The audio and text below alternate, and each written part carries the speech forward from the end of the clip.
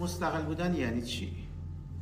این روزا توی فضای مجازی و محافل مختلف بحث استقلال خیلی مطرحه. مستقل شدن خیلی خوبه، اما مسئله‌ای که وجود داره معمولاً آدم‌ها مستقل شدن رو استقلال مالی یا مستقل شدن در مکان زندگی می‌بینن. یعنی خیلی وقتا می‌بینی اون آدم ازدواج کرده و کاملاً جدا شده، اما هنوز به استقلال نرسیده. چون چیزی مهمتر از این دو وجود داره و اونم استقلال عاطفیه. استقلال عاطفی یعنی شما ترس از تنهایی نداری، یعنی شما وابسته نمیشی، یعنی ترس از طرد شدن، ترس از مرگ و از دست دادن عزیزانت نداری.